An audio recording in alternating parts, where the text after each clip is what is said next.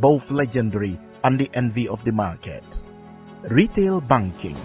One bank, different amazing packages. Whether you are interested in savings account, current account, time or fixed deposit account, lending or overdraft, our team of dedicated staff is always ready and happy to help you out with your transactions as you wish. Corporate banking. Trust Bank offers the most convenient services for deposit accounts, credit facilities, trade finance, bond and guarantee, and foreign currency account. With e-banking, you can make electronic bill payments and online banking and enjoy 24-hour access to your money without ATM. With the largest network of branches and agents, we give you the convenience to receive funds as you please. We are Trust Bank because we take pride in satisfying every customer's financial needs.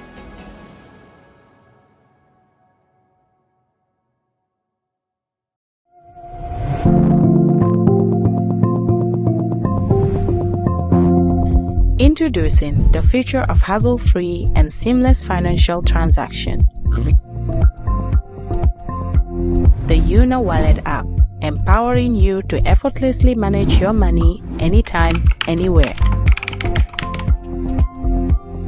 With the Una Wallet app, you can now enjoy branchless banking, wallet-to-wallet transfer, wallet-to-cash, and bank cross-border payments, deposit at a bank, and withdraw from any Una branch. Get ready to experience the ultimate banking convenience with the Una Wallet app. With just few taps on your phone, you can effortlessly add funds, withdraw, and send money to your loved ones.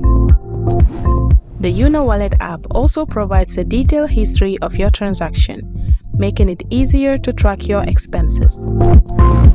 So, what are you waiting for?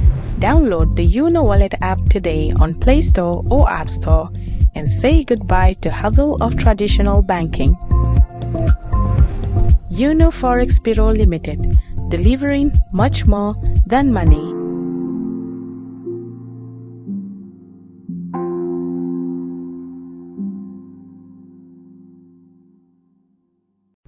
Ja Oil ñoom ñoo jiitu si wàllum jaay essence si biir réew mi te ñu def ko warugal pour kontaan loo suñu client yi borom moto yi ak driver yi seen jaaxare jeex na léegi pour am essence bu baax ak njëg bu yomba lii sax moo tax ñu amal leen banxaas fépp si biir réew mi pour essence bu baax bu set benn place rek la muy Ja Oil soo soxlae essence bu set essence bu baax gasoil wala kérosine naa la wax ne Ja Oil rek mooy jëmukaay ga doxantul rek si bépp banxaasi Ja Oil nga am si bànneex ak Ja Oil seen bànneex mooy suñ taxawaay moo tax ñu amoon leen banxaas bépp si biir réew mi nim gën a yombee pour yow ak suñ liggéeykat yu xarañ yi naa la won ne mbégte rek nga see jël pour am essence bu baax pour say machine fenn place rek la mooy sa Ja Oil ak Ja Oil bànneex kese la moo tax sax suñ station si nekk ca Costa Road ak Banjul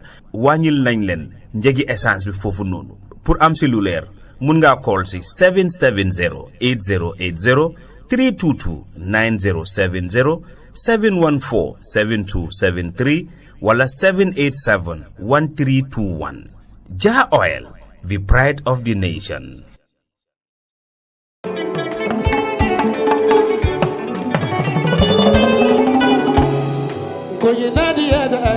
Looking for the perfect home away from home in the Gambia? Welcome to BC's Residence, your ideal short-stay apartment in the heart of Bundum. Whether you're visiting for business, pleasure, or an extended stay, BC's Residence offers you the comfort, convenience, and privacy you deserve. Enjoy spacious, well-appointed accommodations in a peaceful neighborhood just behind Nusrat High School. Our residence combines modern amenities with authentic Gambian hospitality, ensuring your stay is both comfortable and memorable. At BC's Residence, you are not just booking a room, you're finding your perfect base to explore all that the Gambia has to offer.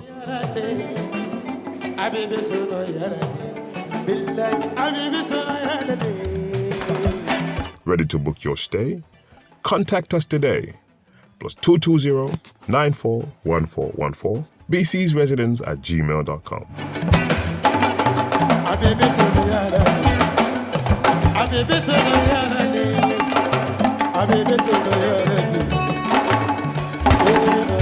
BC's Residence, Bundum, behind Nusrat High School.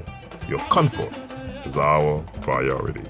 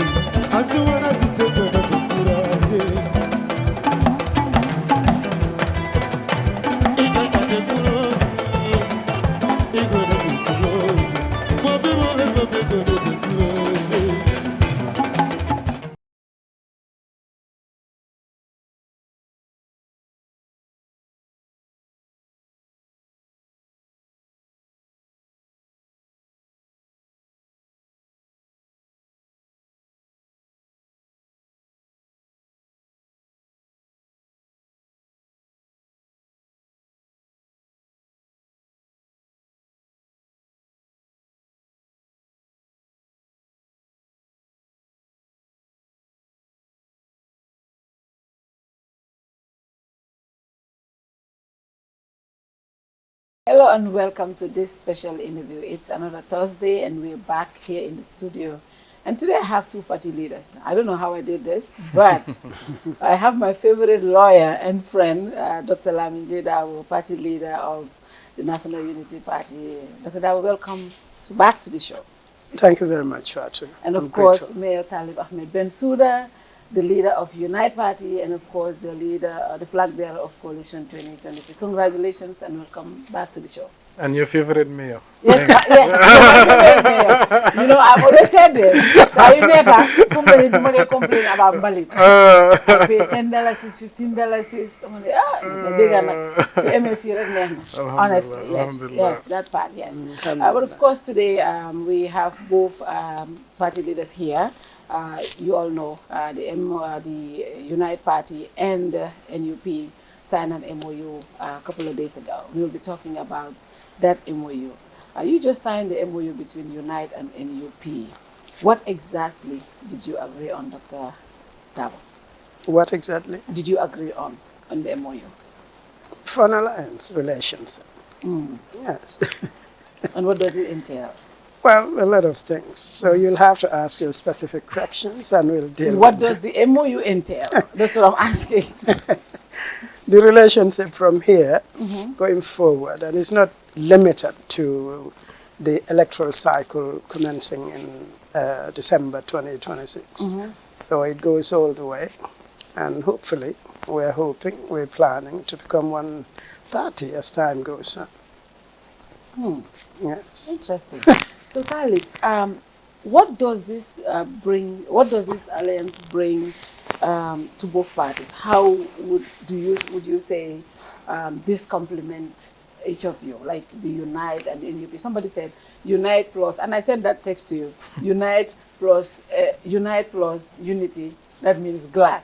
Somebody said, and I sent it to Dr. Darbo in the day you guys were signing the MOU. But how do you both complement each other politically? First of all, my greetings to Lead Counsel, LJD. That's my favorite abbreviation, LJD. LJD, yes. As he started it, but now I'm used to it. Yes. Then, of course, thank you, Fatou, for inviting us to this platform. And like you said, the reason it's so easy to have two party leaders here is because we complement each other. And there's a natural liking and a very positive relationship built on trust and love for nation. And as you rightly said, and Mr. Darbo said, this is an alliance. I've said several times, you know, a coalition has to be built on trust. It doesn't matter how many documents you sign. If there's no trust, it will break down. But the reason we found it so easily is because the parties share already so many values and principles, you know, and of course, good governance is one of them.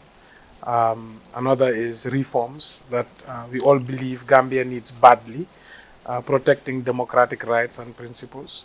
And I think most importantly is the characters involved.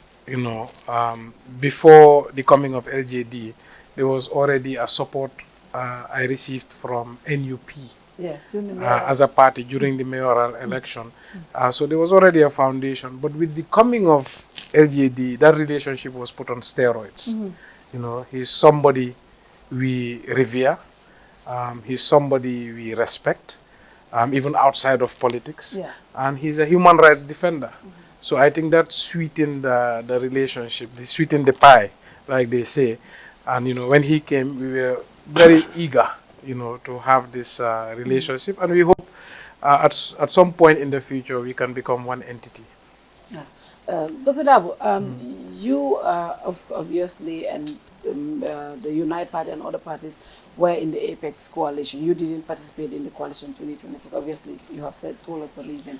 But you were in the Apex, and you had to withdraw, formally withdraw. The party withdrew formally, and why was it necessary to withdraw from Apex and decide to have a partnership with Unite? Well, we came to the conclusion that nobody was left in Apex. There are people there still. Well, I know. Other than UDP, who else? SFR. Yeah. Okay. So Gambia for all. Gambia for all. Yeah. Okay. I know they are there, SFL and Gambia for all. But UDP is the main party left in Apex right now. So we realized that we are in an alliance that, is very significant to us. So we shouldn't be wasting time with Apex under the circumstances. So that was the reason why we left, or one of the reasons why we left. But there were other groupings. Why Unite? Why did NUP choose Unite to form an alliance with? Well, like the Honorable Mayor said, he gave all the reasons. This is about trust, so it doesn't matter how many documents you sign. At the end of the day, if your intention to go into that alliance is not to ultimately remain there until the very end, then obviously there would be no point.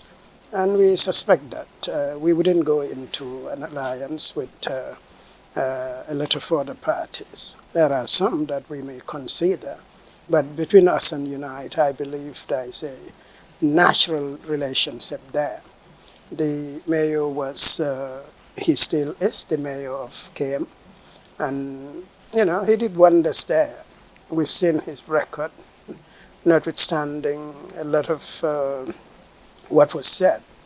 He stood the test and remained there. So, yeah, we believe we can do things with Unite more easily than with other political entities. So, people are still quoting us, but we are home. We are home. I'm not going anywhere. You're not going home? You're home? Yes. You're still home? You're not going nowhere? No, I'm not going anywhere. Wow. So this alliance is sealed? Yeah. Yes. Wow.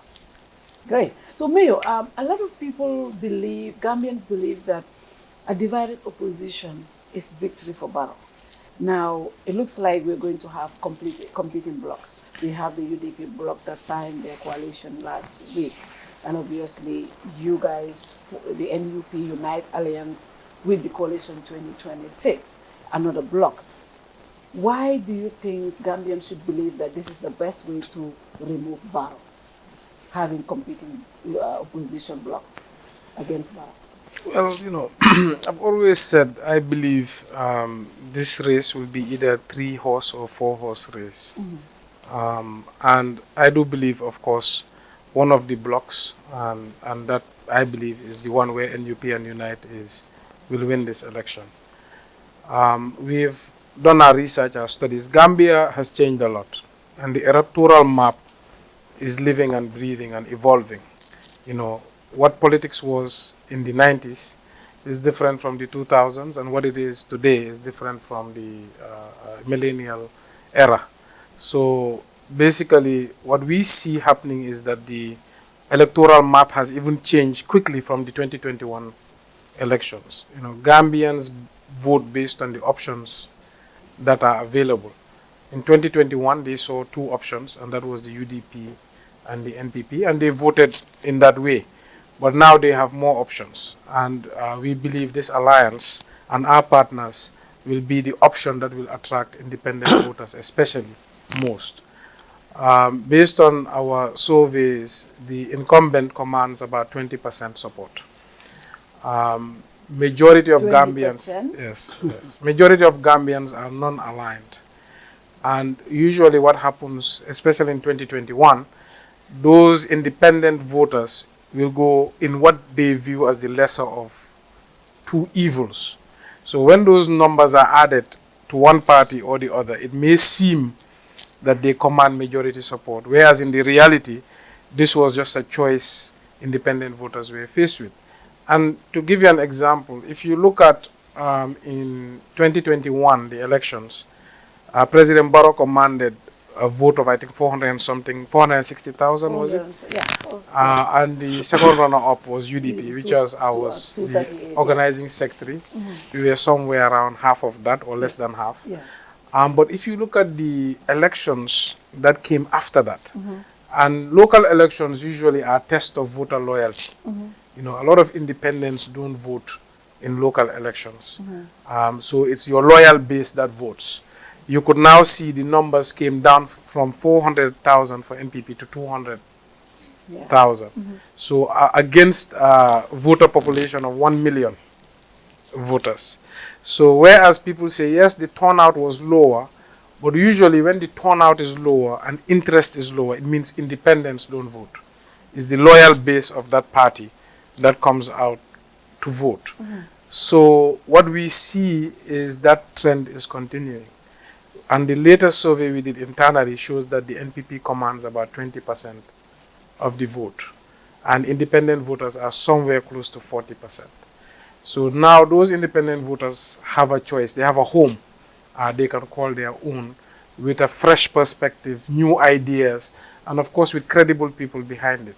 So we believe this alliance will present a formidable option for those voters. And we already are. You know, whenever we campaign, we hear people like, oh, this is the first time I'm aligning to a party.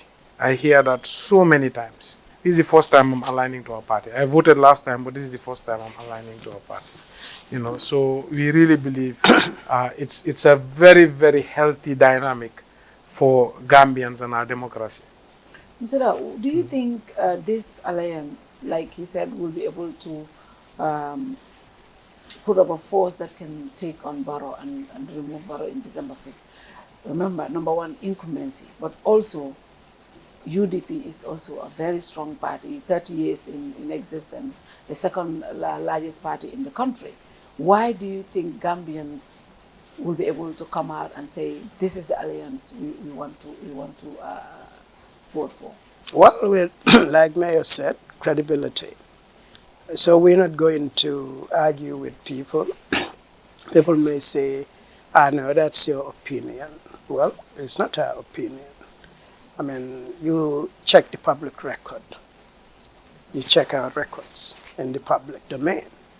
And obviously, you have to come to that conclusion. Remember, who are we running against? Who are we running against? Yes, who are we running against? That's very important. President Adama Barrow. Well, two-time president. Not only a lot of roads. Yes. Build hospitals. Yeah. Building schools. He said he has done more than any president, all three presidents combined, Jawara Jammeh combined, he has built more roads than each of them. Well, look, probably more roads, probably more hospitals, but at the end of the day, the country, and we've argued this over and over again, and I believe that people believe it too, that infrastructure is important. Yeah. But you have to have the ability to govern and to do so properly. Yes. If you look at Barrow's record in governance, you know he failed totally. The promises they give, some of the certainties they portray to the public, 100 things that you can take to the bank. They are not true. Yeah, it's just a fantasy. And that is popularly accepted in the country. You know, this is a country. It doesn't collapse overnight, but it collapses little by little. If what they are doing outside governance is appealing to people today, tomorrow it wouldn't. You must have governance.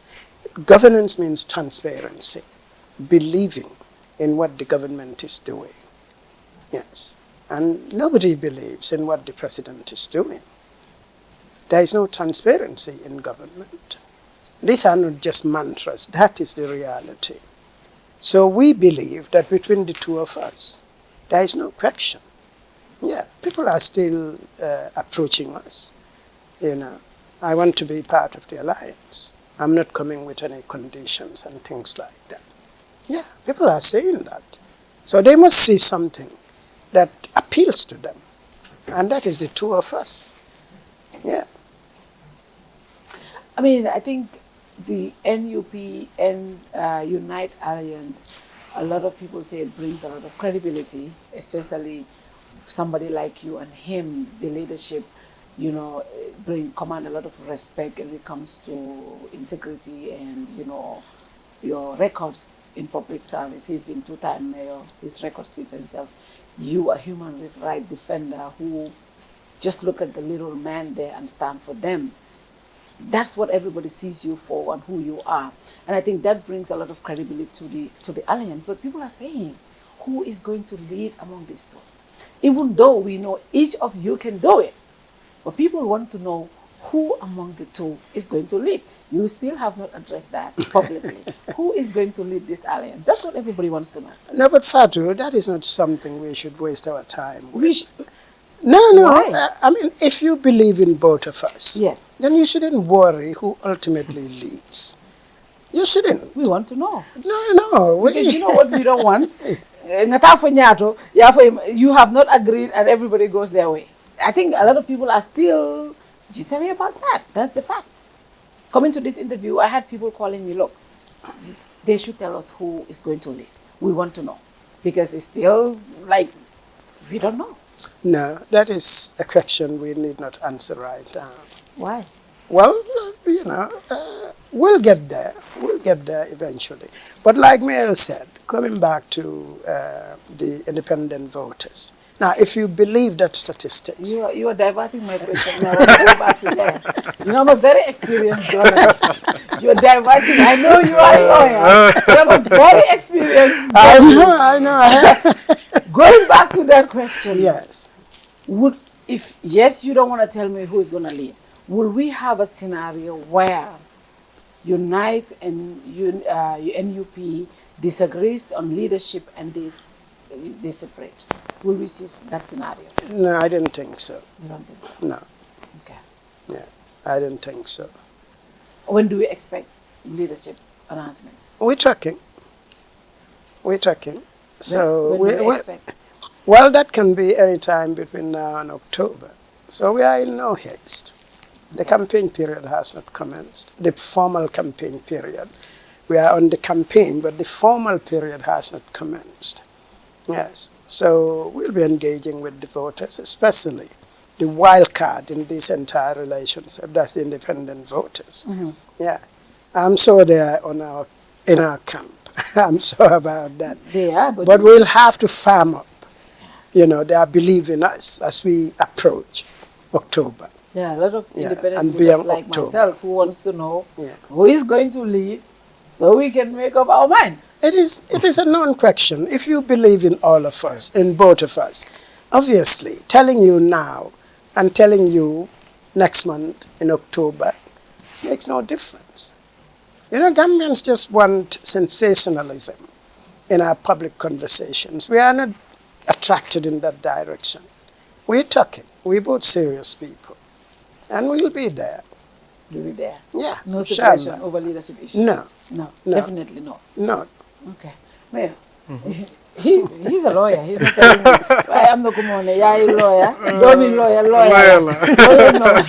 But, you know, the leadership, and I think a lot of people are also wanting to know this. You Right. guys signed an alliance, but up to now, Right. yes, a lot of people believe anybody who leads this team brings a lot of credibility and leadership to the team. But we want to know whether you guys have agreed on who is going to be the leader, who is going to be the flag bearer. Well, like Mr. Darbo said, all those things are embodied in the agreement, and it's been entrusted to a team to work on it. We are not setting any time limits for ourselves. What is factual is now against election, only one candidate can be presented from the alliance. But what is most important about the alliance is the principles.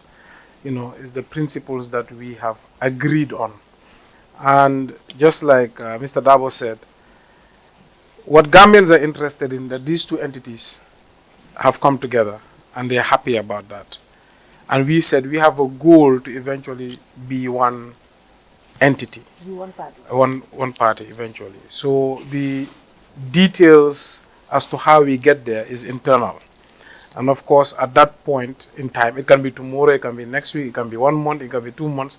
But certainly, like Mr. Darbo said, now against October, that would be announced. For transparency purposes. Well, it's not just about. Are we able to see it's just about the MOU? well, are we able to see? Yes, we will. At some point, that would be it can be made public. I mean, we are transparent individuals, but we have a lot of things that we are working on within the two parties internally, because, like I said, the foundation is trust. What we have said to each other: look, we are not going to put preconditions on each other. Let's come together first. Let's discuss. We have to build a manifesto. We have to build a country plan. We have to have an idea of a roadmap, not just about presidential elections, but about parliamentary elections, about local elections. What alignments are we going to make now against these elections so we can steer this country in the right direction? So I know people are eager. Like Mr. Darbo said, there's a lot of sensationalism. Who's going to lead? Who's going to follow? For us, like I said, if Lawyer Darbo saw me in front, he'd have no problem, and likewise, So the issue is we are working towards that, but we don't want to have any outside pressure on us. We have trusted and capable people on both sides who meet almost weekly to determine the different details in what we are agreeing in the next few months. So we'll get there and it will be announced. It will be announced? Yes. How soon do you expect? Like he said, now against October, as soon as they finish their work. Okay, so there have been accusations, obviously, and we cannot do this interview without talking about it, from Coalition 2026, SFR. Right. You have been accused of not saying that you will not accept if somebody else wins the flag bearership position. Was that something that you said? I've never said such a thing. And certainly somebody who's not ready to lose will not present himself for elections. I went the distance. I did not pull out at any point. So I think if you pull out, then it means that you are the one who thinks that if you lose, you're going to leave. I presented myself for those elections. I think in the room I even called. right before the elections, I called Mr. Darbo. I told him, well, this is where we are, because we consult all the time. The fact of the matter is that this process, like you asked about Apex was the first coalition platform we had joined. Yeah. By then we were a movement. And discussions started, but they were very cumbersome and very slow-paced. And then eventually we got invited to the ADD-led coalition, which is the CMC. Yeah.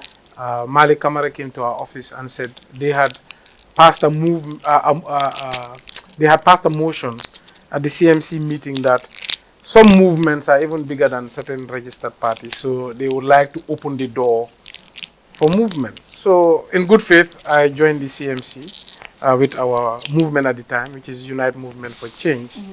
And then we participated in the process. But as we entered, we realized that it was built for a party-led coalition, and UDP was the party they were, basically positioning the CMC for. But we said, look, it's democracy, we'll participate, we'll see out the process. Even after we signed with the NUP, I had asked Mr. Darbo, I said, how come you haven't joined the CMC, he said, well, there's a predetermined outcome because it was meant for party-led. So he decided to stay out. I said, well, unfortunately for me, that was not communicated before we had entered the coalition, or we would not have joined, right? Because we believe in the candidate-led model. But as far as we were in the process, we said, let's just see it through. It's democracy. We had already committed ourselves. So we were in constant communication about where we are at every given point in time.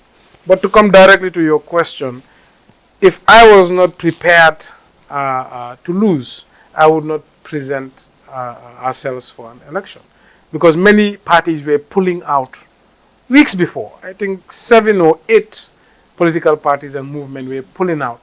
So we could have easily pulled out and nothing would have come out of it at that point. But we said, look, let's just see out the process since we had committed ourselves to it. So I think these are narratives for an excuse as to why APP pulled out, which was unfortunate. But certainly is not a narrative we would like people to attach to us. But a serious allegation like inducement was something that the APP leader said you guys were inducing, stakeholders to be able to, win the flag bearership. Well, when for us, I think there are lawyers here. I think the onus of proof is on them. I think just blanket allegations. With every primary election, I have participated in primaries before, and every primary election comes with allegations. But what is important is, can you present facts and proof that these things are real or not? And those people were acting based on the instruction of the executive of Unite, which I highly doubt that there's such a thing, and we will never approve such a thing. What was important for APP, I believe, they should have seen out the process or not committed to the process at all, because there was ample opportunity to pull out, but certainly not at the election floor. Because what had happened that morning was Mr. Fall had texted Dr. Yafa, and Dr. Yafa could send you the text, was that, look, if there's no position for VP, meaning the second place holder comes in as VP, I'm going to pull out. So my deputy party leader had called me at the time and said, look, I believe APP is going to pull out because I just saw a text from Mr. Fall asking for a second place person to be placed VP, or APP will pull out.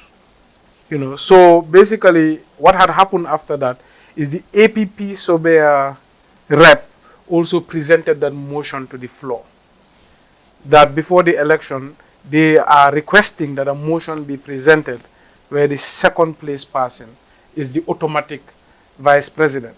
But then when you have party leaders or movement leaders and people who are professors, etc., they would never accept such a condition, because they would ask themselves, well, why are you better than me? Because not presenting yourself for elections doesn't mean you are any less capable than anybody. And frankly, if we want to be different, and what we are calling for is change and reform, we should not be very transactionary with government. Government is not something that we should deal on. Do this for me, I do this for that. No, it should be based on principles. It should be based on capacity. It should be based on the best person to serve in that position. So when that motion was presented, it was unanimously rejected by other members in the room. And that was what was told to me. And then right after that, Mr. Fall pulled out a prepared statement, which it looks like pre-planned. So it was unfortunate, and I didn't like it at all, because it's somebody I respect. It's somebody I went all the way to his house just to avoid sort of a competition, to see whether we can compromise. Tell him to back you? Of course. And he asked me to back him. That's how politics works. When we are asked to go for elections, especially in primary situations, politicians always try to meet to build consensus. It's a normal part of the process. It's a normal part of the process to see whether we can have a consensus building. But if that is not possible, then it's a democracy. Everybody, of course, competes, and we accept whoever wins. So unfortunately, that olive branch was not taken. It was not accepted by him, which is, of course, his right. And he also extended one, which I said, no, I'm not accepting. So the idea was He also offered you something? Of course, everybody says, let me lead. It's natural. Okay. So, of course, it came to the election floor, and when it came to the election floor, they pulled out before the election. Dr. Darbo, you did not participate in the Coalition 2026. Was this what you envisaged? Why was it? Why didn't the NUP participate? We met with Malik. Malik Kamara. Yes, Okay. he came to my office, and I called my executive, and we met with him. We knew what his plans were. We didn't want to. You knew what his plans were? Yes, he told us. What was the plan? No, Fatou, these are things you are going to have to piece together yourself. Malik, what he told us was unacceptable to us from the onset.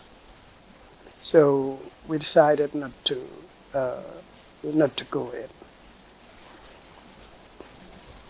He did. And you're not telling us what was that? No, you have to just follow. Is it what people are saying, that this coalition was to get everybody around behind UDP?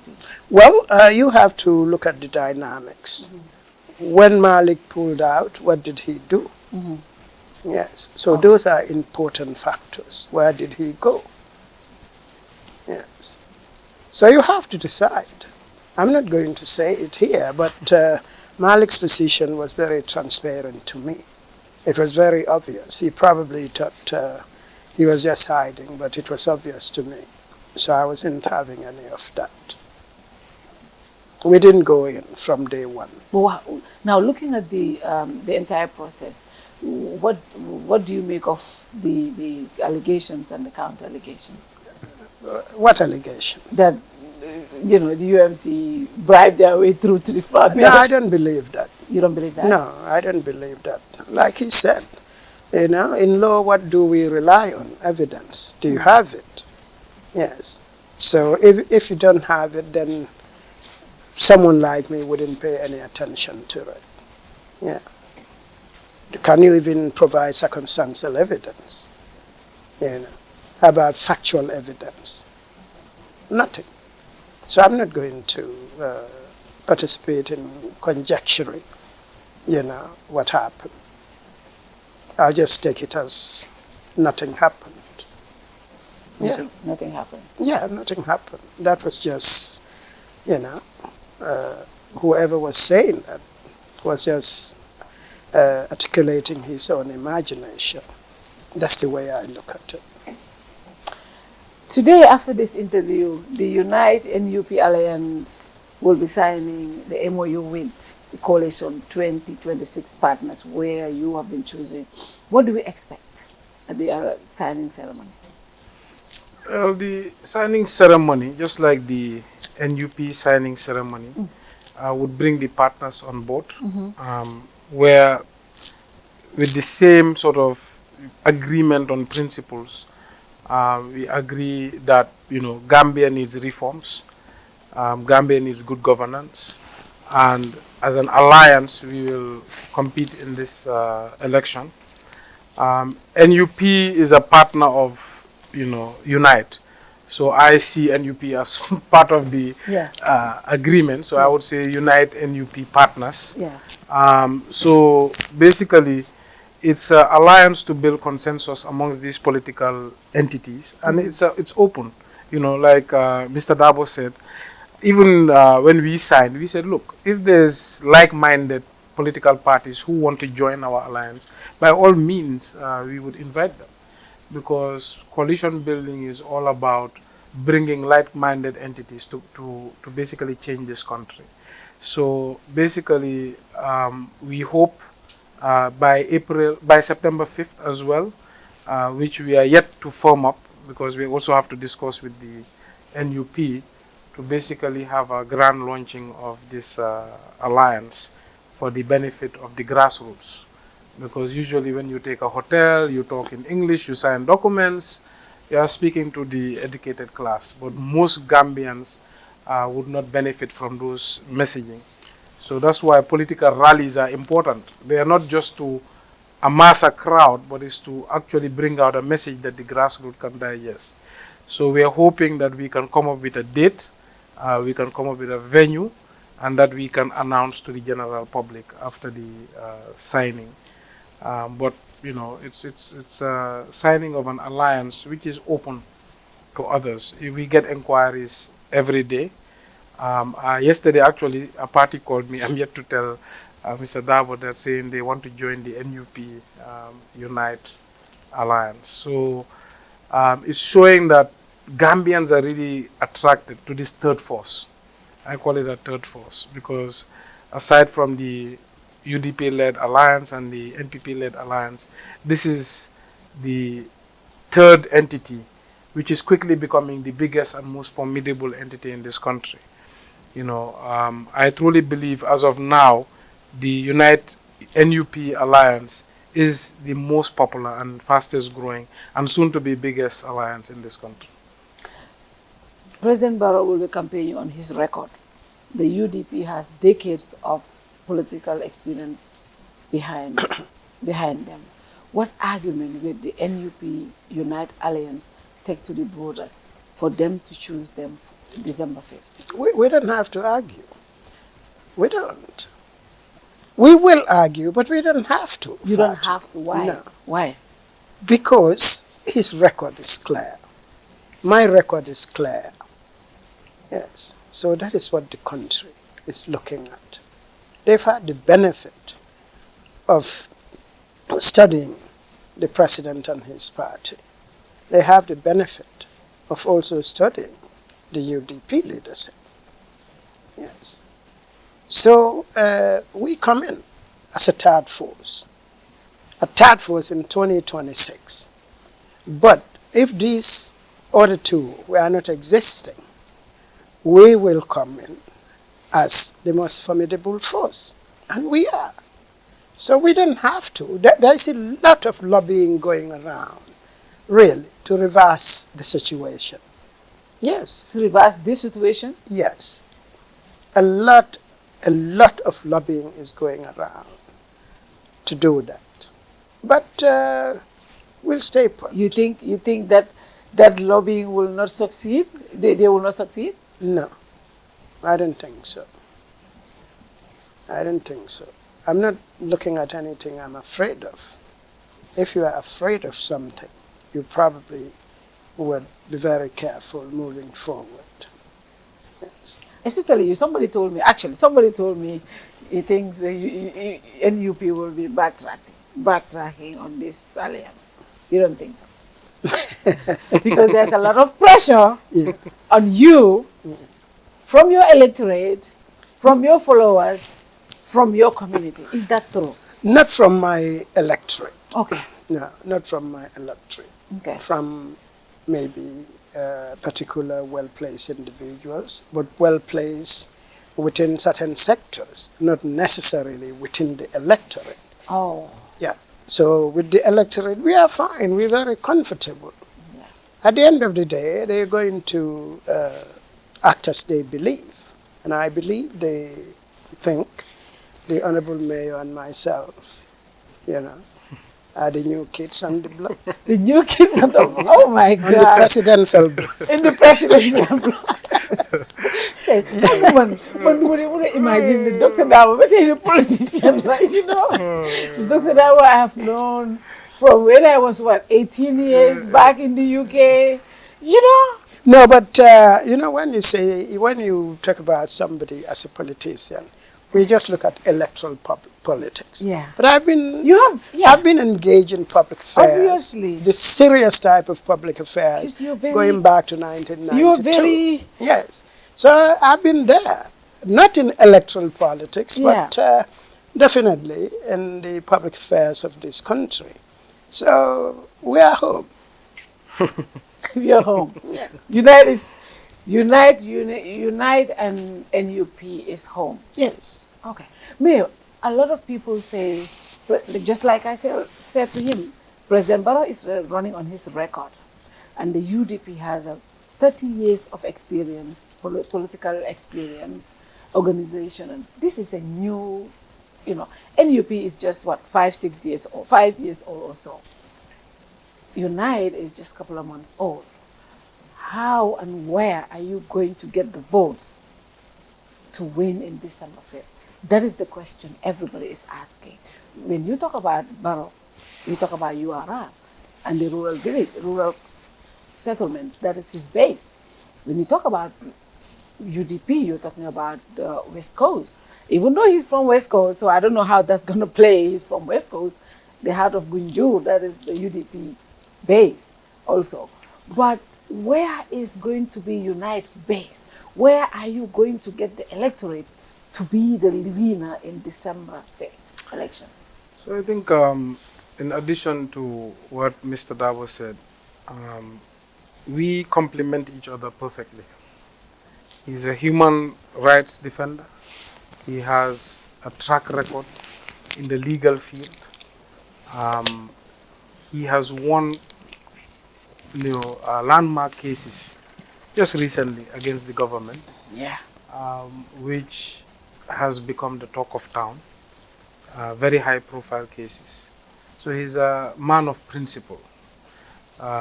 He's somebody who has now built a reputation of justice. So it's a very firm foundation for NUP, especially on human rights, principles, values, etc. and justice. And he's an activist too. Yes, well, he's an activist lawyer. Yeah. Right? You can tell by the cases Decades he has of taken. activism, yeah. They are not very attractive for most lawyers because they Yeah. seem almost unwinnable. Yes. Now you look at on my side, I have a development track record of delivery and execution. You bring these two things together, you have an ironclad, reputation, credibility. Now the outfits that we represent, Unite and NUP being a little older, are relatively new, but these are platforms. What's more important than any brand is the people behind these platforms, right? So though we have new platforms, we have seasoned politicians, we have seasoned technocrats, we have capable individuals that are very solid and very focused and firm. And one of the things I have really liked about Mr. Darbo is even before he thought about NUP, I thought about Unite. He stood up for me in very difficult times. I looked at the media. He did an interview with Coffee Time. And at the time of the primary with the UDP, he was one of the few voices, and very brave of him, to stand against the noise and the crowd and say, look, Talib was dealt injustice. I side with Talib, and I would be surprised if Talib does not leave and set up his own entity. He said that. I was watching him. And he's not a person, I don't believe we even spoke before that interview, have we? Or maybe we've just seen each other, but I don't think we even held a conversation. No. So I saw somebody, like you said, he's an active. If I had a court case at that time, I believe he would be my lawyer because he was already defending me. So right after that, even in the case of, is it Usman Bojang? Hussein Bojang. He stood right outside the court. There was somebody making tribal vitriol, ethnic vitriol against me.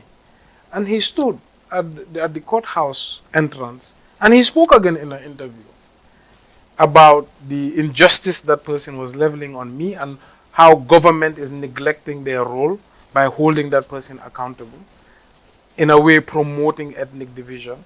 And again, I watched, and in my mind, I'm like, wow, how come this person keeps defending me and I've never spoken to him? So like I said, this relationship is based on trust. So leadership issues, all these issues are very trivial as far as I'm concerned. What is most important, this is a human being that is somebody I look at and can sleep at night. Somebody I'm in partnership. And I never worry, I never sit and worry what's going to happen with this relationship. Opponents will hate to see this dynamic for many, many, many reasons. Some that I don't even want to get into. But it's like a yin and yang. It's complementary, right? And the fact that when we discuss, it's with ease, right? He's somebody that listens, I listen. It's very hard. It's very easy to converse. Now, when it comes to the electoral map, Yeah.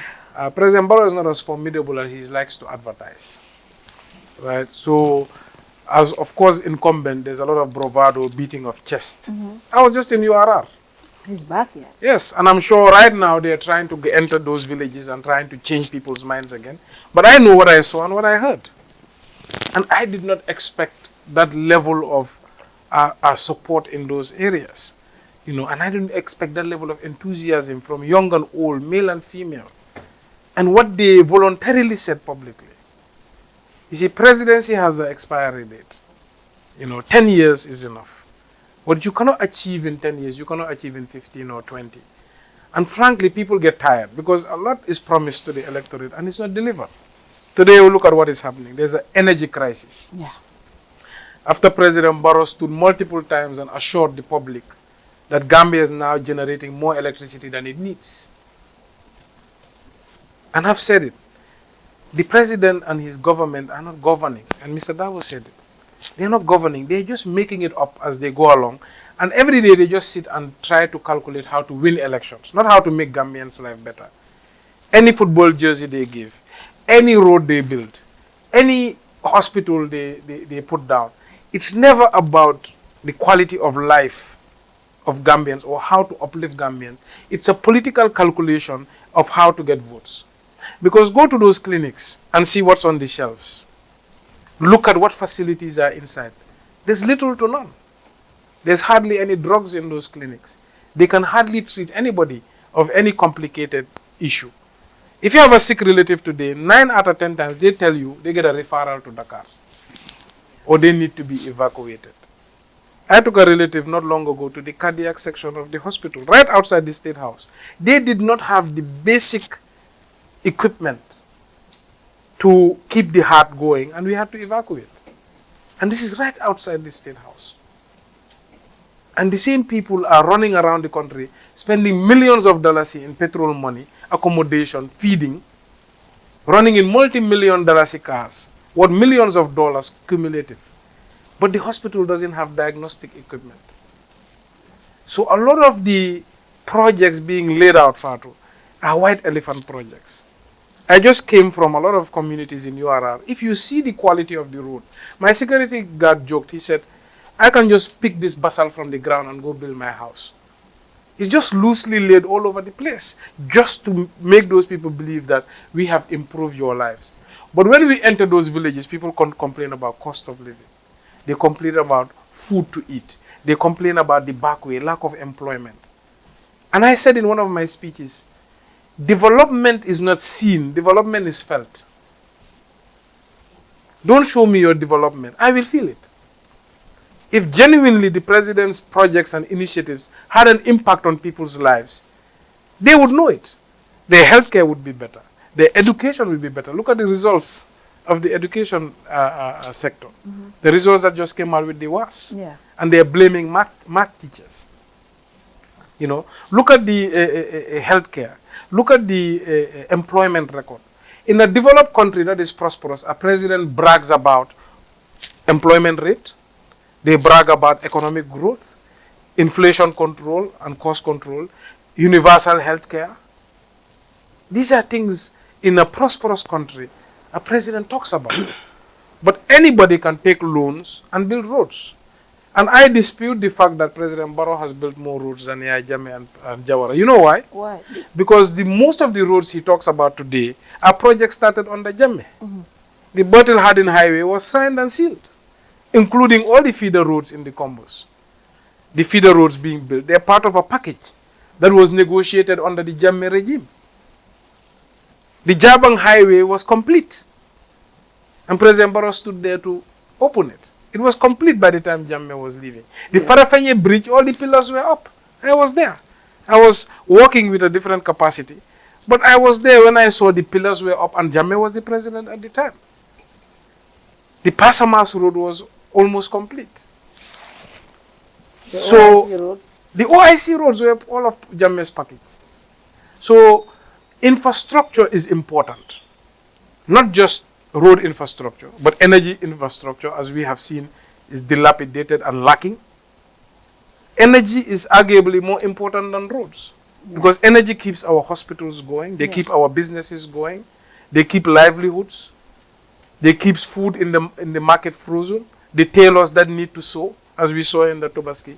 So energy infrastructure is actually more important than road infrastructure.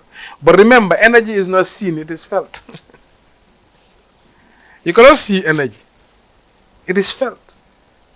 But President Barrow is more focused on what people can see rather than what makes people's lives better. And I said at an interview not long ago, 90% of roads in the Gambia are not even built.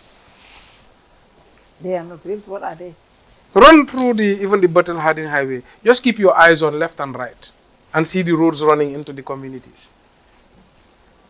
So though there is marginal improvement, it is not the improvement at a standard where a government keeps boasting and bragging. Gambia needs a very ambitious plan to change permanently. I know I'm taking too much time of this segment.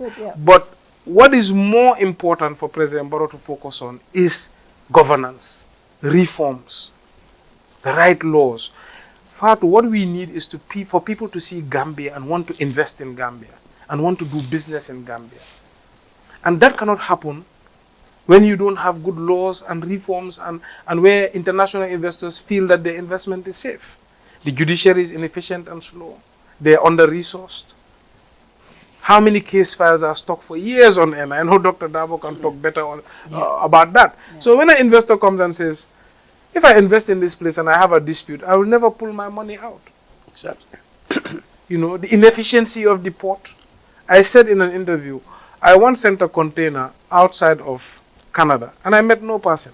This was around 2010, I think, when I was exporting from Canada. But when I came to receive the same container at Gambia port, I met 30 plus people. And everybody wanted a handout.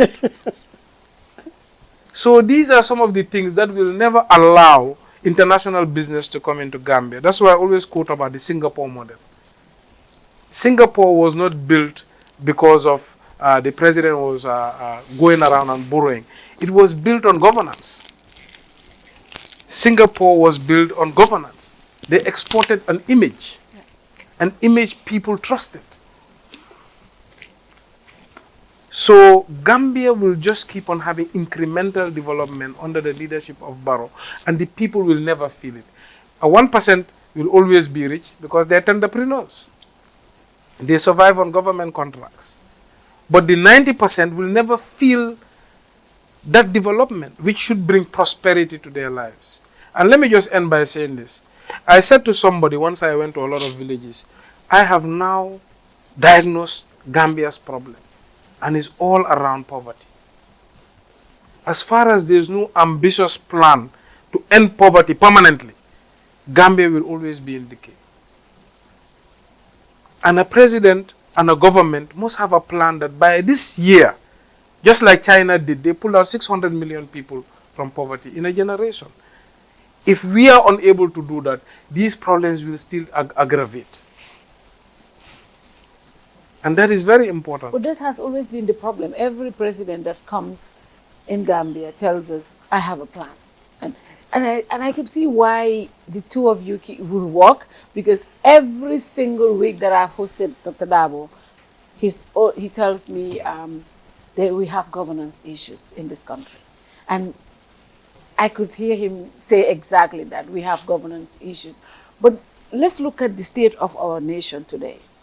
Right, last night I couldn't sleep. I was communicating with my followers on Facebook. I keep asking every single people, where are you located at? Do you have electricity? Out of the 600 comments, 90% said they didn't have electricity. And that was the truth. I had people from Basse, people from Farafeni. At one of the posts I said, you know, we are not making this up. Look at the comments. People in Farafeni, people in Jarasoma, people in even Badibu Kerawan, my grandmother's village, didn't have electricity. Why do you think we are in this situation? No electricity. Our security sector, everyday homicides, and people are telling us that it's not the government's fault. Cost of living. Today you buy pig milk for $75, tomorrow is $85. It's no price control. things are getting more and more expensive. Everything in this country has gone. Now, I don't know whether they have even increased their cash power. If I used to buy $10, today I'm buying $50. The state of our country today, looking at where we are today, why do you think Gambians still believe President Barrow should be elected in December 5th? Well, who told you that's what they believe? I see a lot of people supporting him. Well, you see a lot of people around him. Okay. Yes, you do see a lot of people around him. I mean, all the people around you will not vote for you. But people are telling us that the government is collapsing. And that, of course, is a problem of governance. For example, Yakumba Jaite, the president shouldn't have touched her at all. Yeah. Yes, she is protected under the law. The Auditor General, the president should have not gone near him at all. He is protected under the law. Yes. So a president who does things like that, some things that are so simple to understand, will not hesitate to do anything else. Yeah, whatever he wants to do, he can do. And that is not governance. Yes, you have to restrain yourself. That's very important. Yeah, self-restraint is all you need, and allow your advisors to advise you. If you don't know, you don't know. You are not expected to know everything. Ask your advisors to give you their humble opinions. Yes, not influenced by what you probably can do to them or not. For example, the president goes on tour. The Deputy Director General of GRTS is his translator. That is a scandal, Fatou. Yeah. We shouldn't even go in that terrain. They don't cover opposition functions. No. Yes. Yeah. You know, that tells you the president doesn't believe in governance. His advisors don't believe in governance. So we're not going anywhere. How serious is that to have a president who doesn't really believe in governance and doesn't care about all of these things? Because I remember when President Barrow came in 2017, he told us that we cannot do what Jammeh was doing. We cannot have Alcalos and Sefos campaigning for any president, and he would never do it. But in Sugota, he told us that the Sefo and Alcalos are paid by him, and they will be campaigning for him. Yes, not only Sefos and Alcalos, everybody who works for government. Government, yeah. Yes. If you are going to publicly participate in politics, electoral politics, yeah, it has to be in support of the president. That is a scandal. Those are the little things that are done and decimate our public life. Decimate in the sense that he said, if somebody wants to invest in the country, they look at the legal climate. What can happen to me with impunity? What will not happen to me under any circumstances? Yes. So today, the president can do whatever he wants to do because those around him would tell him that he's president. They don't even say president. Mansa. That is a respectable word. Mansa. They say Mansa. You can do whatever you want to do. You cannot. This country does not belong to the president. It belongs to the country. It's a trust in the hands of the president. But otherwise, he has no capacity to act as he pleases outside the restraints of the law. And that is what is happening continuously. Yes. So governance, I keep telling you, forget about these sort of things. It has to be governance. You bring a project, $10 million. It's a very small amount, but I'm just trying to give you an example. Mm-hmm. $5 million goes into administration. 1 or 2 million goes into private pockets. What is left for the project? 3 million. That project will collapse. It will deliver nothing. Yeah. And people would say that is normal. It's not normal. any president who cannot restrain himself, who cannot restrain those who work for and under him in the public service, has no business remaining in government. Yeah. I mean, you go to the president and say, I believe your children are better than mine. That's a lie. No parent thinks like that. Yeah. Yeah. Every parent thinks your child is better than everybody else's child. If people are telling you your children are better than ours, they are not speaking the truth to you. Yeah. So these are not things that you have to, that you say people must see. They have to feel it in their lives, like the Honorable Mayor said. Yeah. You know? So, as a president, you're going to have your challenges. But those challenges must be moderated within the law. Yes. And whatever you do must be acceptable as far as the law is concerned.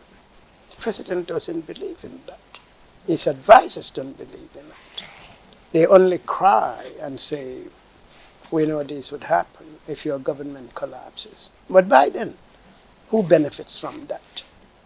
The president doesn't benefit. Why would you go out of the Gambia as a president, had to leave? Why would you be a refugee, subject to indignities and all of that? And that is what is happening. Barrow is going to stay at Fajara. He's building his retirement home in Fajara. Well, we'll see about it. I'm sure those who live long enough to witness that would see whether what you are saying is practical or not. Yeah. I wish our presidents stay in the country, like US presidents do, like UK prime ministers do, like European leaders do. But unfortunately, you know very well that what you are doing is wrong. So, what do you do when you are out of government? You leave the country. Yes. That in itself is a terrible commentary on the public life, not only of the Gambia, of major African countries, of almost all the African countries. You know very well that what you engage in is not the way you should govern your country. Otherwise, why are you leaving? If you are sick, you run outside the country to get medical treatment, and you had the opportunity to ensure that you can be treated in your own country if you are unwell. Yes. So the truth that governance is our problem is out there for everybody to look at, for everybody to observe, for everybody to accept that as the reality. So we are saying we are coming out of that to build a country every Gambian can be proud of. To build a country every Gambian can say, now that's the government we want. We should have got this government a long time ago. I'll give you an example. Honorable Mayor talked about Singapore. At the beginning of the Singapore journey, Lee Kuan Yew, of course, was the prime minister. So one of his closest aides, went on holiday, paid by a business person. When he came, they asked her who paid for it. His salary wouldn't be able to pay for a holiday like that. So he was out of government because he said a business person paid for him. So you say that money didn't come out of government coffers. But why would a businessman do that for you? You ask yourself that simple question. Yeah. Why would he do that for you? Yeah, there is a quid pro quo there. You do for me, I do for you. Yes. So that was how Singapore built this very clean government. I wouldn't say it has no corruption, but if it does, it's absolutely minimal. Yes. If we are at 95%, Singapore would be point something, not even 1%. Yeah. Don't take my word for it. Take the word of international organizations that study that situation. So unless we institute clean government, we are not going anywhere. And you believe this alliance can do that? Yes, that's why I'm talking about it. I believe we can do that. Yes, clean government. Cost of living is our biggest problem in this country. I mean, I have seen data where people are concerned about corruption, yes, but we talk about it someday, few days, and we leave. We forget about it. But a lot of us are concerned about cost of living in this country. It seems like we cannot take a break. Every single day things are going. But the government tells us these are influenced by external forces. First, it was COVID. We dealt with COVID. Things got expensive. From there, obviously, the Ukraine war. Now is Iran, Israel, and America. Fuel prices are going up. Food, everything else is gone up. As a country, how can we, because these things will continue to happen though. That means we are going to continue having these issues in our country. Prices of commodities will continue to go up. And this is what everyone is dealing with. How come we have not able to curb it a little, just like other countries have been able to do? So I think these things are not exclusive of each other. I think they are connected. If you look at, like you said, there's been global shocks. Yeah. But countries that are most impacted are the least developed countries.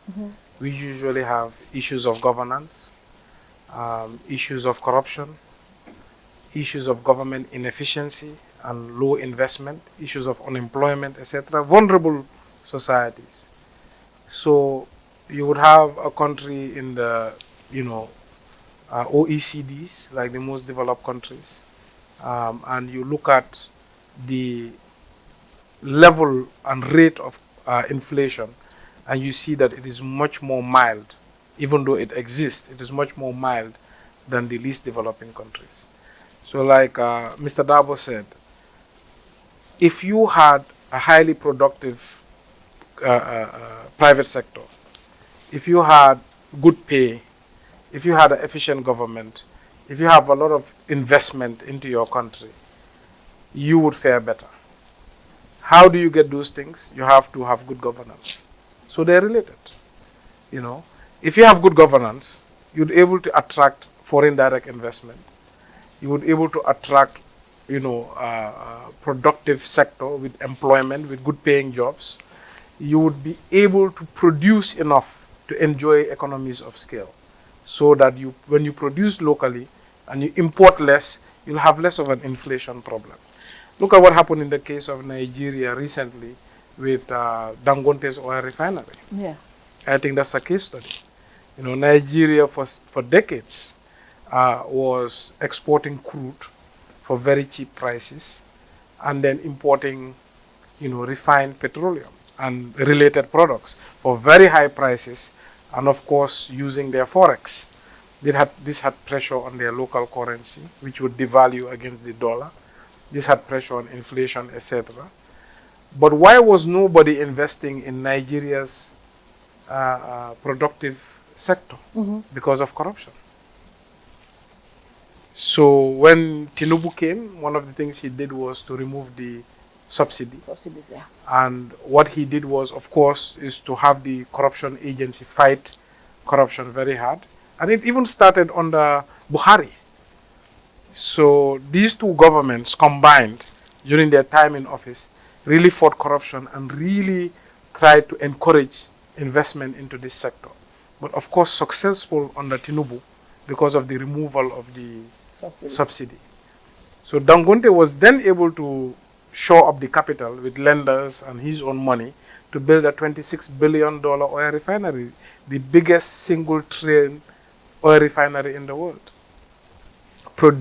having a production capacity of 1.2 million barrels a day. But even after that, he had a lot of hurdles. And he even famously said, the most dangerous cartel is not the drug cartel, but the oil cartel of Nigeria. Wow. But since their recent success, with government pushing to have him have access to the crude, the local crude. And I saw last month reported for the first time they were able to deliver the demand that his refinery needed. There's been a reduction in inflation. There's been an improvement in the strength of the naira. And of course, there's been no shortage of petroleum products. This is just a case study of what is possible if good governance was all over Nigeria and all over Africa. Yeah. You know, if we were able to create a fair playing field with good laws, able to have system integrity by automating most operations, you know, able to have harsh penalties for those found wanting, we would all be exponentially more successful. The rich person will become richer. The poor person will be well off, will not be poor anymore. And there's something in economics they call game theory. You know, it's called the Nash equilibrium. It's game theory, where they say if you have two players and they both cheat, you'll have the lowest external benefit. Meaning, if me and you were playing a game, I comply, you cheat on me, you benefit a lot, but I lose a lot. Yeah. The next time, I also cheat because I would not want to lose out. And when we both cheat, we have the lowest possible benefit for our society. Now, bring that into taxes. Both government and the taxpayer are cheating each other. How? So, when taxpayers comply, and they see government are buying big luxury vehicles, taking per diem, enjoying with their families, doing kickbacks, what happens to the taxpayer? He tries to dodge the tax. Yeah. He says, well, my taxes are not going towards the benefit of society or my own benefit. I didn't see that. That's what happens. So now the taxpayer cheats because government is cheating. Now you don't have enough taxes to provide public services. And the little that is paid, like Mr. Darbo said, is 50% goes towards salaries, 20% goes towards kickbacks, only 30% comes back in the form of development and is never enough. But look at the same practice in now a European country, or even now in Rwanda or Botswana or Namibia. There are examples very close to home. Middle income countries. You see tax as a percentage of GDP, it actually makes sense. What they collect as a percentage of the gross domestic product, it makes sense. When they say their tax rate is 30% or 40%, and you look at their GDP, you see that's actually what they're collecting in taxes. But Gambia's tax collection, as opposed to the reported GDP, even not considering the black market, there's something off. There's something quite not right. Because the taxpayer and the tax collector are cheating each other as far as the Nash equilibrium is concerned. But if you create a robust system where funds are spent judiciously, you create that social contract and that public trust, where when you enforce your tax, people realize they have to pay. Like go to the UK or the Netherlands or the Nordic countries where tax is 50% and people pay willingly. Because once you pay that tax, you don't pay school fees, school is free, healthcare is free, public services work. You know, you have a complicated operation, it works. Your kid needs to go to college, it's free of charge. You have public transport systems that are cheap, efficient, accessible. You see your taxes in practice. And then you go into the street, you see your prime minister is riding a bicycle to work. Yeah. As in Holland. Yeah. So that creates trust. Yeah. And those societies, both parties are complying. So they generate the highest potential external benefit for that society. And that's what they call progressive rich societies. Mm. The only way you can change that dynamic in Gambia is, like we said, good governance, good property laws, and efficient judiciary.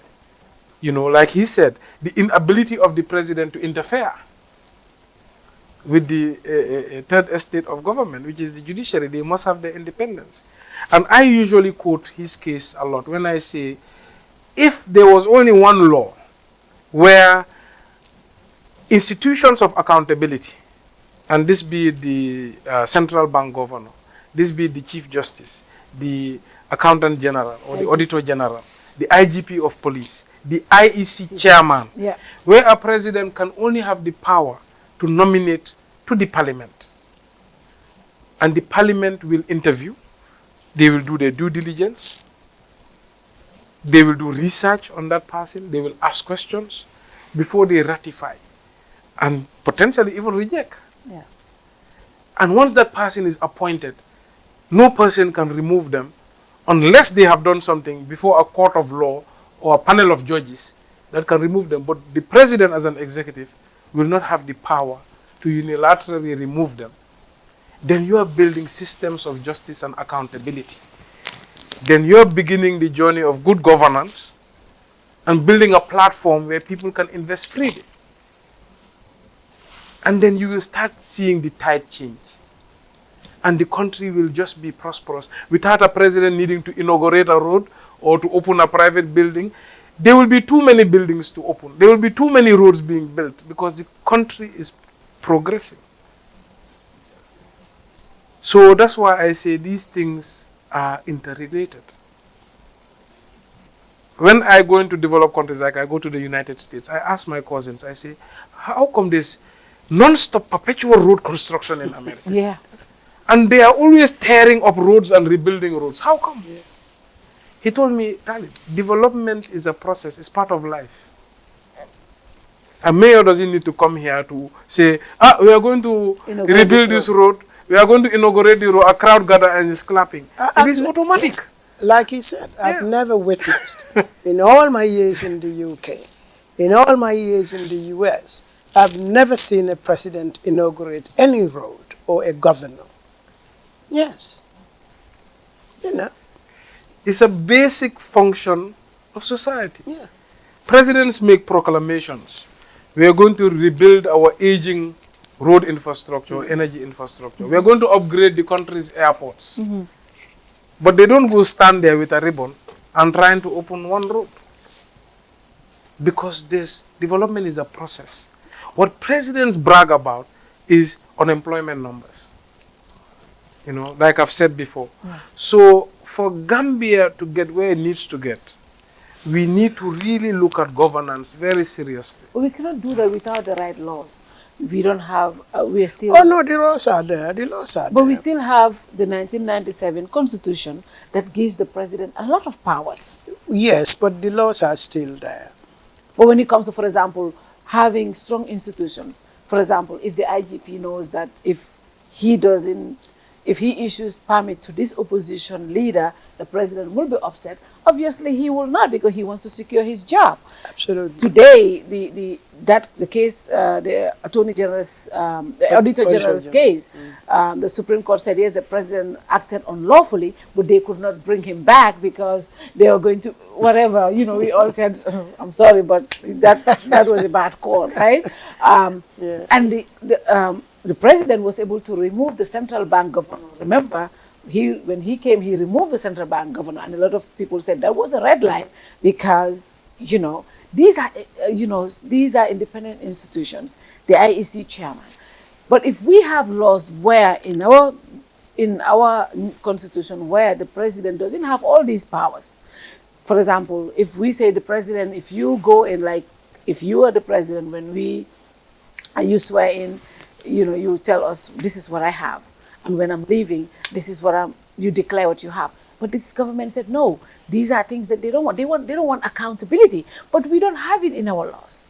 So what will the NUP Unite Alliance or government bring when it comes to reforms? I know you guys have not launched your manifesto yet, but at least you have an idea, some of these things, you know, when it comes to accountability, when it comes to transparency, when it comes to strong institutions.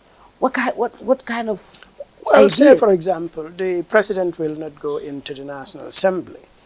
You know, if it is a United NUP government, Yakumba Jeta would never have been removed. Because you know very well that the principle itself is wrong. Okay. Yes, it's a different arm of government. The president was just mandated to nominate. But once that person is in the National Assembly, then there is nothing that you can do to a National Assembly member. If he or she has to be removed, he or she has to be removed by the National Assembly itself, by its standing orders and other things, or by the courts. Say, for example, if you are engaged in criminality and things like that. But the president cannot be sitting in the State House and write to Yakumba on plain paper, not headed paper or anything like that, to say, and that plain paper came from the Secretary General of the Republic, to say that you are removing somebody from the National Assembly. You cannot do it. Even if there is no law, explicit law, to guide the president, you know very well that on principle, on philosophy, you cannot do it. It's simple. Unless, of course, you don't understand it and you don't have anybody who understands it. But of course, your advisors understand it, but they wouldn't dare say you can't do this, because then you lose your job. Yeah.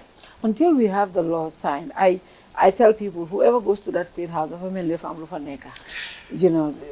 things change quickly. Well, that's where we are different. We know what should obtain. We know what should obtain. We know what the president cannot do. It's very clear. Now, the president can override and say, okay, I'll do it nevertheless. But there are things you cannot do. Yeah. It wouldn't be written anywhere, maybe. Like in the Constitution, there is nothing that the president cannot remove a National Assembly member. But you know very well that under the principle of separation, you cannot do it. Yeah. So if you travel in that direction and you don't have a compliant Supreme Court, then you're going to be publicly reviewed. Yeah. So that was what the Supreme Court did in the case of Yakumba Jaita. It is nowhere stated that the president cannot remove it, but the principle is clear. It's in the principle of separation itself. Yeah. So restraint is very important in governance. It's also part of governance. Yeah, the chief executive restraining himself and not doing things the law does not permit him to do. Yeah. Well, and just to add to that, I always give this example. The most powerful president in the world is the U.S. president. Yes. And he nominates even his own cabinet yes. to face a Senate panel to approve it. Approve it. But look at what happened with the Treasury Department, where the president wanted that person to reduce the interest rates for political gains, right? Where he could say the GDP grew. Yeah. And that person, based on their technical expertise, said, no, it's not going to happen. Exactly. The president got impatient and wanted to remove them, not once, not twice, not 3 times, and always makes a public pronouncement that he's going to remove it. Yeah. And eventually, he gave up and said that guy did some corruption with a building that he was building. But eventually, what did he do? He gave up. He said, look, I'll just wait out your term and I will not renew you. And this is the most powerful president in the world, but the system restricts him. Right? So similarly, I say the problem with Gambia is we have not taken our time to build the system. America's founding fathers had foresight. I think it was Jefferson who was a slave owner. But he still wrote laws against slavery. Right? He even has children with a slave. Right? But he wrote laws against slavery. They exercised oversight. Even at a time where there was many complications in their social setting, they still could look at the future and say, what kind of society are we trying to build? So those same laws that allowed them to own slaves when black people were not considered human beings changed once black people were now looked at as American citizens. And those were the eras of social justice and Martin Luther King and Malcolm X, where now there was a fight to desegregate schools, etc., black people being white-only establishments, etc. So the foresight, so there's not been a generation, I think, in Gambian leadership where there's that foresight, where we think and say, what kind of platform are we building for future generations to thrive? Because we want future generations to take these structures, these foundations we're building, and do well and prosper. Absolutely. So I say Macky Sall is a great example. When Macky Sall came into power in his first election, he campaigned against a third term that Abdoulaye Wade was seeking. Yeah. And he won. And what did he do? He lived up to that promise in his first term. He repealed the third term clause, and he brought back the 2-term limit for Senegal. And he reduced the term from 7 years to 5 years. Yeah. But the same Macky Sall, in his second term, became an enemy of the Macky Sall that in his first term. And I told somebody, I bet you, if these two Macky Salls met, they will hate each other. Yes. He tied his hands in his second term. And even when he tried to change it, he could not, because he had already tied his hands. So he had the foresight in his first term. And even though he evolved and changed, he restricted his future self. So I think a Gambia leader and his government have to do the same thing. When you come into your first term, you should put in the term limit. Somebody asked me, but how about the Constitution? I said, you don't even have to wait for an entire constitutional process. Yeah. There are things like the Public Order Act. Why do you have to wait for a referendum, a new parliamentary election? You can amend it right there, and you have the mandate. Why should a police officer sit in an office and determine who can have a rally, who cannot have a rally? Just look at what happened to us when we were a movement and wanting to do a congress. Some guy in his table was trying to make a decision which is not based on any legal fact. And I think I even had an interview here as to who can do a political procession and who cannot. Yeah. And the whole point of the right to assemble and the right to associate is you can freely have political events. And the reason you write to the police is so they can provide you security. Absolutely. In case there's a counter protest or there's bad elements who want to destroy the thing you're advocating for. But it's not to get the permission of the police as to whether you can do a procession or not. So like I said, once a leader is elected into office and their government, there are low-hanging fruits in governance that you can change almost immediately.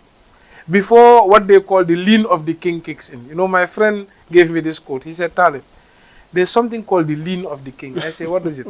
He said, when a president sits in office the first time, they sit upright on their chair because they're there to work. They're like this. And they're not used to the office. Yeah. And they want to deliver for the people.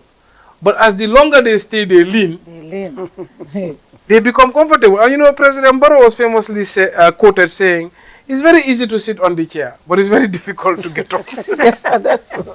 So clearly, he has leaned and is unable to leave the seat.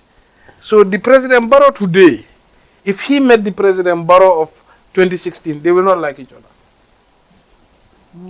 Because he has evolved as a person. He has been guided or misguided into a future that he himself was against. And that is self-perpetuation.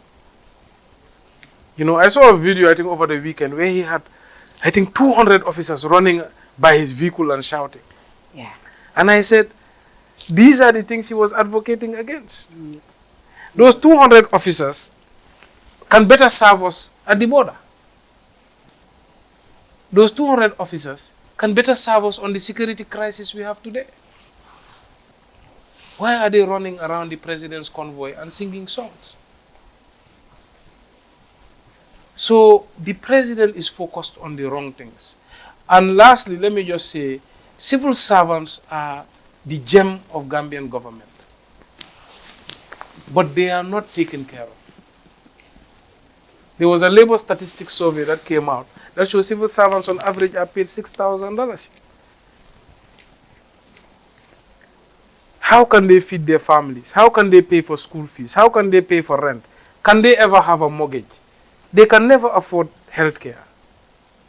So part of President Barrow's responsibility, just like ordinary Gambians, is how to ensure these people have prosperity. They're promising a 30% salary increase. I said the other day, 30%, what can that do on a 6,000 salary?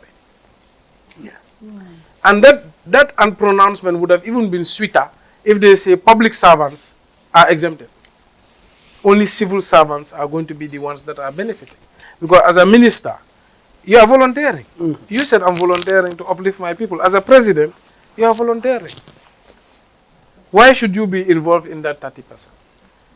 And I think there should be a broad-based plan, not just incremental percentages every year that are just, I say that's an adjustment for inflation. What we should be looking at is the welfare of our officers. Look at today. They are asking for leave on the streets. My office, I can tell you lots of stories of officers who are coming for support. I can't pay my children's school fees. I can't pay for my health care. I have a debt at the credit union. After deductions, I am only left with $2,500. So there must be a well thought out program how to uplift their lives, from housing to healthcare to education to their ability to get a loan for whatever family issues they have, and generally their upliftment. And that cannot only be done by 20%, 30% salary increases. Salary is one thing, but how do they have access to basic human services? So the officers are struggling. They are struggling. The security sector is struggling. The civil servants are struggling. And we say, you just don't fight crime, but you fight the causes of crime. So corruption is the crime. But what is the cause of that corruption? They have to go concurrently. So basically, this all comes down to what we started with, governance. So when we say, look, everything revolves back to governance, many people think governance is about just creating laws or regulation or policy. They look at it as a very mundane task. Governance is bigger than that. It's a perception. It's a belief that the system is fair. It's a level playing field. If you do the right things, like the US, they say, America is one of those countries, it doesn't matter where you are from or what your father was. It's a system where people can thrive for the most part because the system doesn't know nobody. When the system catches you, you're caught. When you use the system to do well, you do well. It's not perfect, but for the most part, it works for most people. That's why they call it the American dream. What we're saying, the Gambian dream can only be achieved with good governance. And you guys can you commit to the fact that before you lean, you would have been able to... I think we'll be by each other. Before you lean, before you guys lean, push you up. because before you lean, I've seen so many examples. The Macky Sall example, the Adama Barrow example, the Jomai Faye example right now.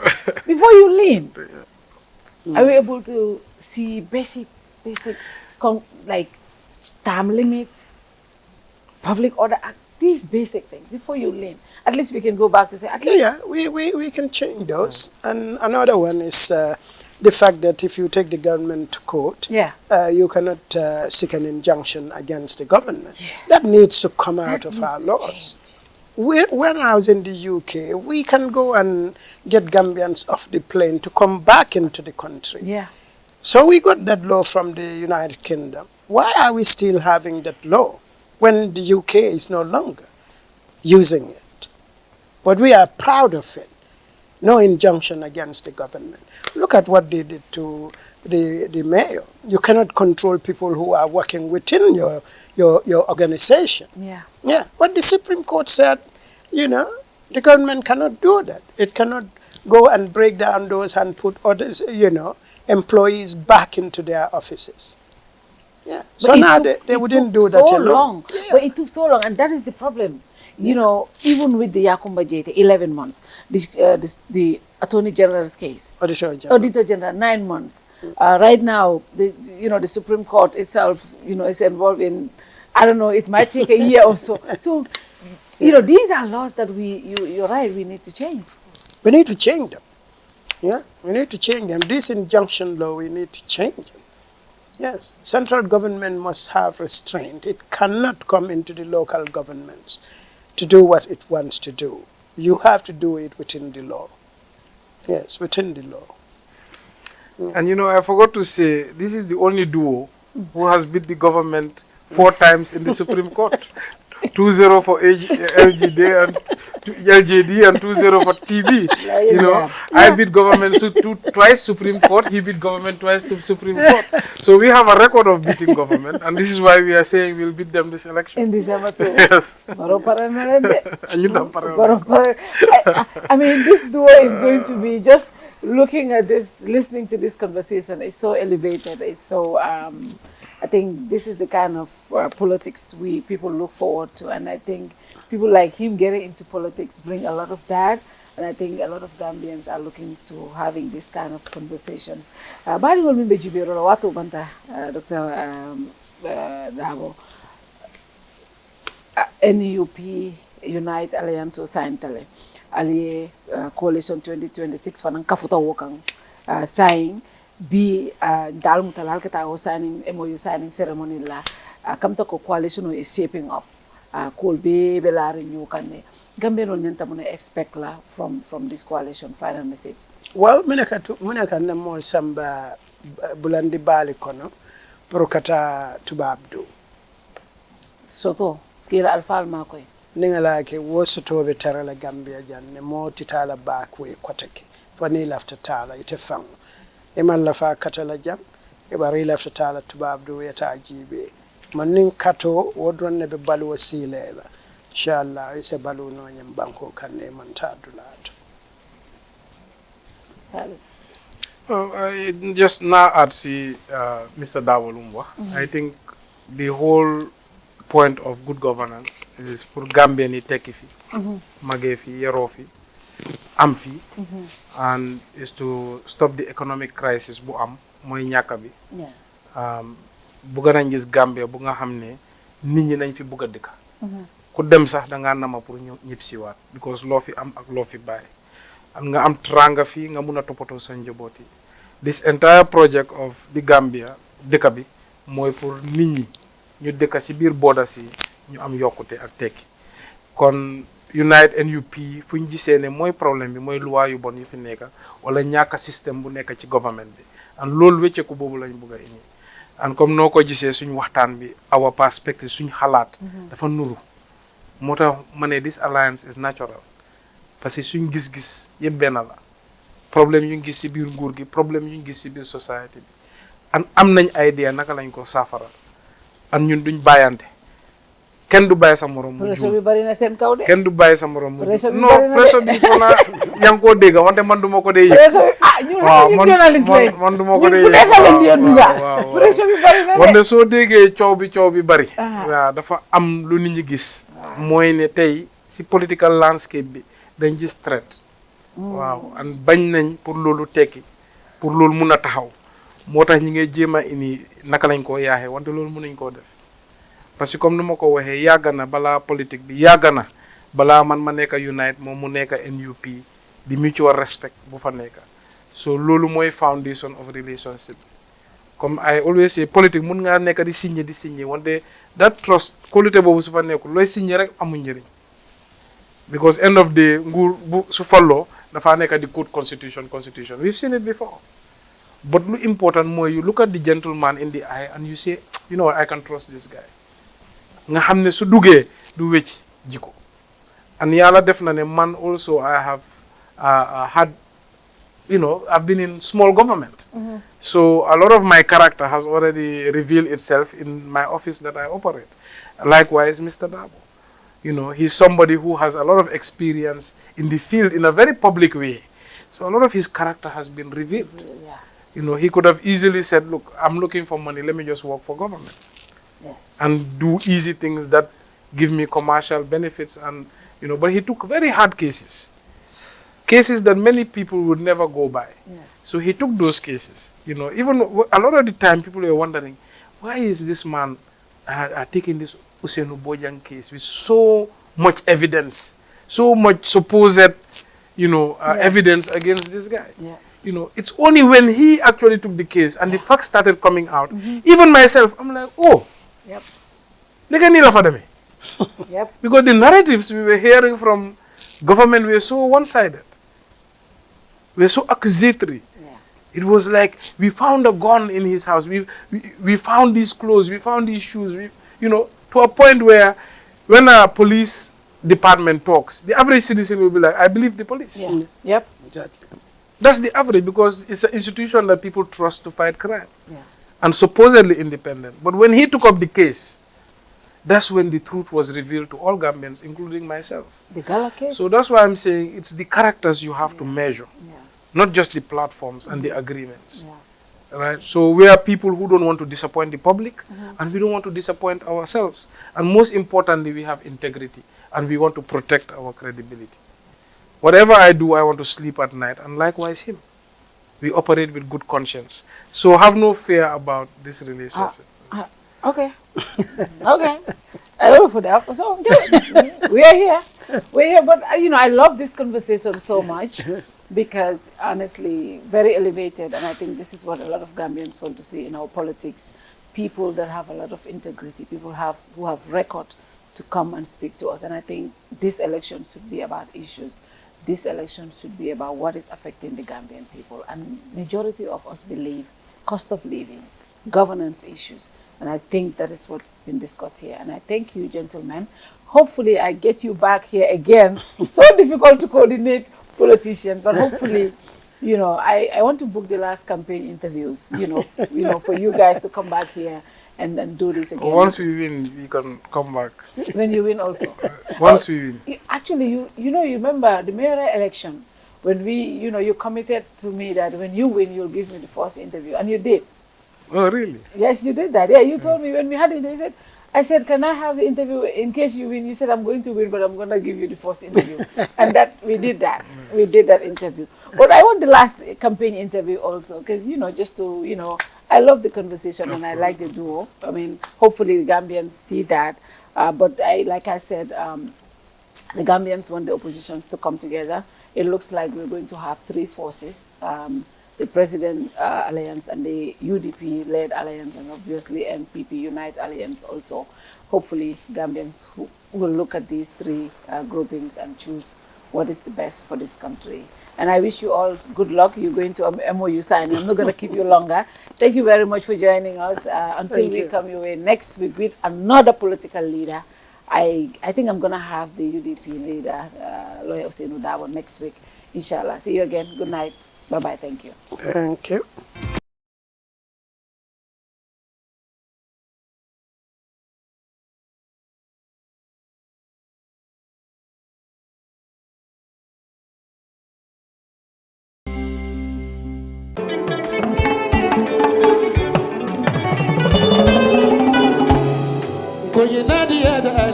Looking for the perfect home away from home in the Gambia?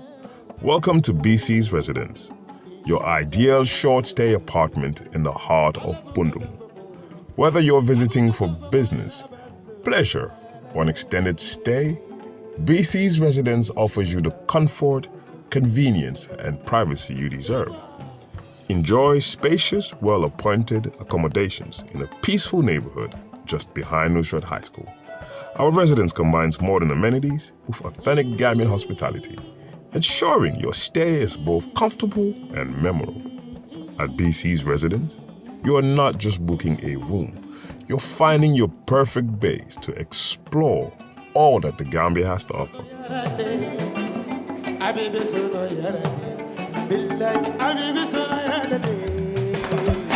Ready to book your stay?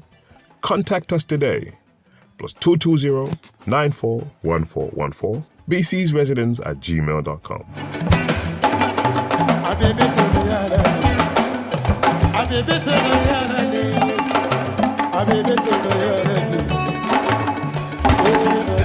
BC's Residence, Bundung, behind Nusrat High School. Your comfort is our priority.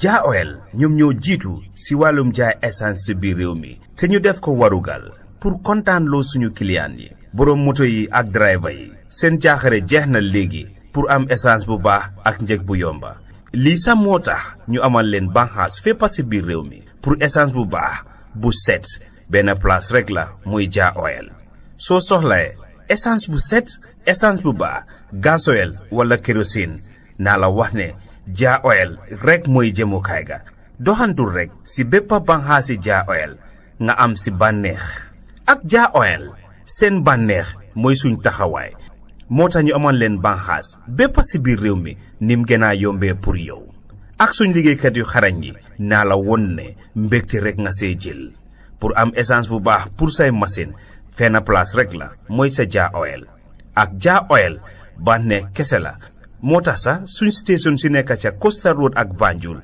wàññil nañ leen njëgi essence bi foofu noonu pour am si lu leer mun ngaa call si 770 8080 322 9070 714 7273 wala 787 1321 Jah Oil, the pride of the nation.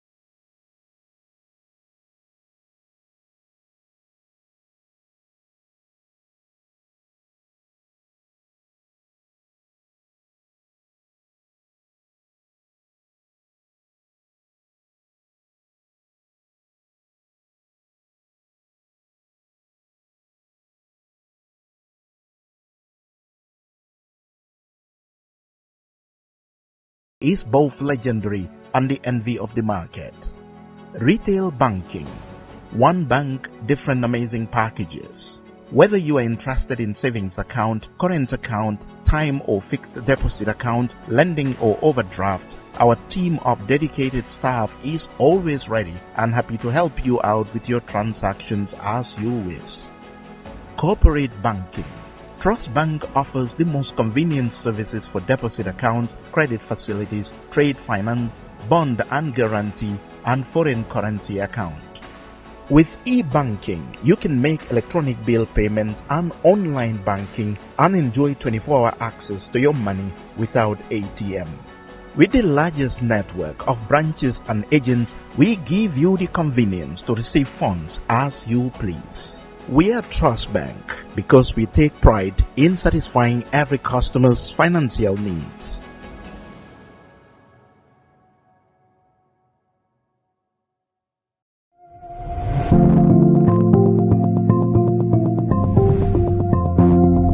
Introducing the future of hassle-free and seamless financial transaction. The UNO Wallet app, empowering you to effortlessly manage your money anytime, anywhere. With the UNO Wallet app, you can now enjoy branchless banking, wallet-to-wallet transfer, wallet-to-cash, and bank cross-border payments, deposit at a bank, and withdraw from any UNO branch. Get ready to experience the ultimate banking convenience with the UNO Wallet app. With just few taps on your phone, you can effortlessly add funds, withdraw, and send money to your loved ones. The UNO Wallet app also provides a detailed history of your transaction, making it easier to track your expenses. So, what are you waiting for? Download the UNO Wallet app today on Play Store or App Store and say goodbye to hassle of traditional banking. UNO Forex Bureau Limited, delivering much more than money